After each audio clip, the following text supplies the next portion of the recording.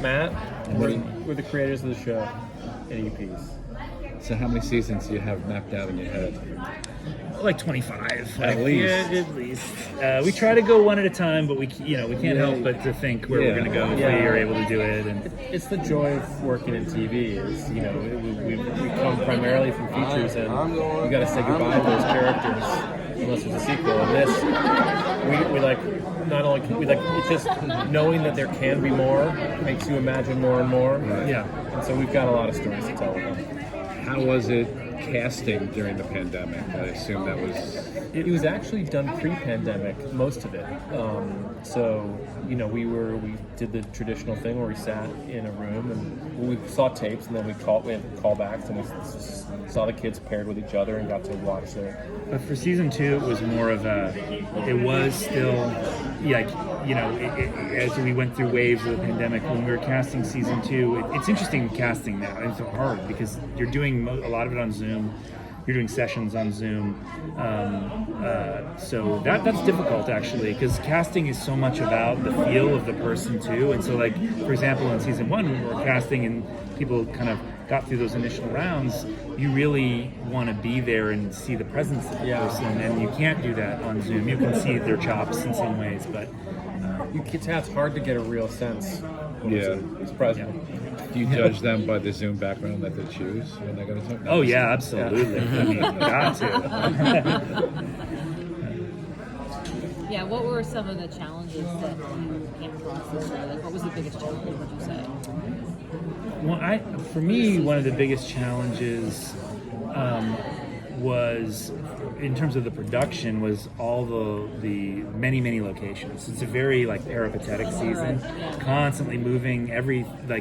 We rarely were in the stages that we had. We're mostly, or maybe not mostly, I don't know what the percentage is, but so often out in a far-flung area on some mesa, literally called Magic Mesa or something like that, and wind-blown, wind-swept environments and stuff. So that was a challenge, and I think in terms of the creation of the story for the second season, it was and it always is with things that are about groups of people, is to kind of balance all the different groups, because the characters are separated for quite a lot of the season. It's part of the story. Their kids are chasing after, hoping to find Mr. Benedict in number 2, and the adults, Rhonda, Milligan, and Miss Paramount, are chasing after those kids. So it's like a series of pursuits in a way. So that was a challenge to balance all of those elements together. Yeah, and it's also because the last season ended, they foiled him. They did that. The Institute is gone. It's kind of, from a production standpoint, it's kind of like doing a new pilot, because it's new sets, new locations, new storyline. Of course, the characters have a through line and an arc that continues to evolve from season 1, but it really is kind of almost like a whole new production. Yeah, that's nice. It's like a blank canvas. It's fun. Yeah. So how was the production as a streaming service for you guys, instead of on broadcast TV, or instead of being in the format of a movie? The biggest difference from broadcast TV is that we don't have to write acts, right? So it really does change the storytelling. So in broadcast TV, which we actually haven't done, we've done movies and this, so this is all we know, but we know from our many friends who do it, you really do have to construct the story toward commercial breaks. That's part of, in a way, the tradition of TV storytelling. It's baked in, and in this case we're able to just tell the story more as we do in a movie, and it's really about structurally just trying to be interesting. That's always our watchword when we're writing, is forget any rules you might have heard. It's you have to just be interesting all the time. And there's a flexibility in terms of running time, so we get to we can just kind of expand or contract based on what we feel the story needs. So creatively, it's very free. Yeah. At the same time, a box can be kind of creatively free, but for us, this was nice. Do you feel like there's any restriction because of a commercial, from shows that they've done before, or no? Have you guys had to done it on a broadcast TV? Well, we haven't really done broadcast, so I don't know, but I think that it's interesting. It's just a different structural challenge, and I think you can learn your way around all those challenges. And for us to not be thinking in that way allowed us to just think of the whole season as a whole, and to think of you know, episode by episode, what the, you know, how much story we wanted to tell in each of those parts. That was the challenge too, is right. And that's the beauty of the writer's room. You get in and you really are breaking down in this visual kind of comprehensive way, the way you can see the weight of every movement of the story. So because of that, the character development would help because of each episode, we hate to say? Well, it's interesting that you want to develop, like, the characters. For us, the characters are driving the story all the time.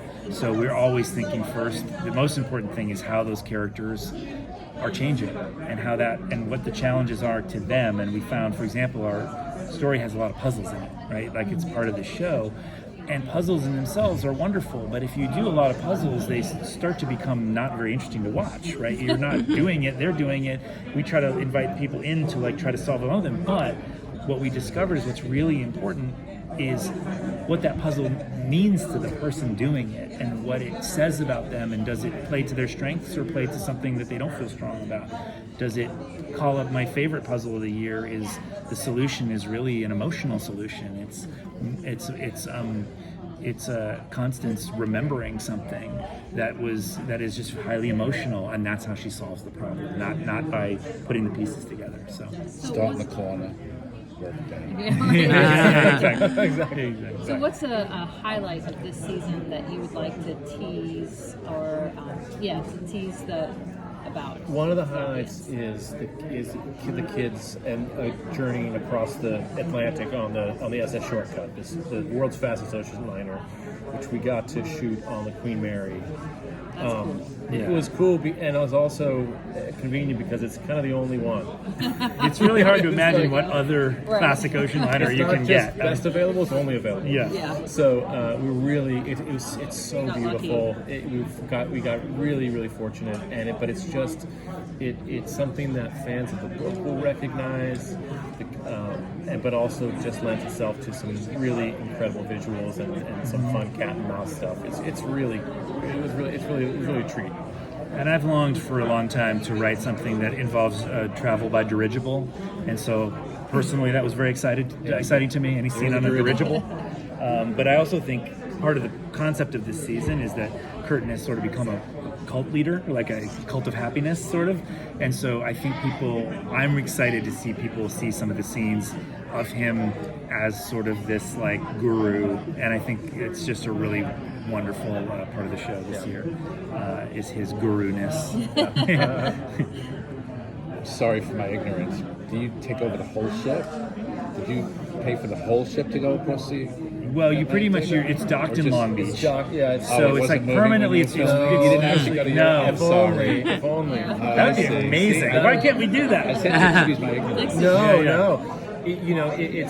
It's. I mean, that's the kind of action I look for. Yeah, That's right. Just Yeah. kidding. I mean, if we could pull that lady back out on the ocean, That's right. it was. We had a pretty decent run of the ship. Some of it is under restoration. Some of it is reportedly haunted. Oh, and we yeah? definitely had a couple of our cast members be like, I think there's a ghost around. Do you have a story? Just that there were several Would love people. to see that in the show. Yeah. Because several people were like, I think there might be a ghost around. And we're like, you're saying that because it's a cool thing to say? And we never really determined that. But I'm like, There are okay, some I'll allow legends it. about the ship, and they give tours of that. And, Well, it's like social media. You got to say, I want proof. Yeah. You can't just say it anymore. You got to No, you got to prove it. But I'm not allowed to go there. So. Okay.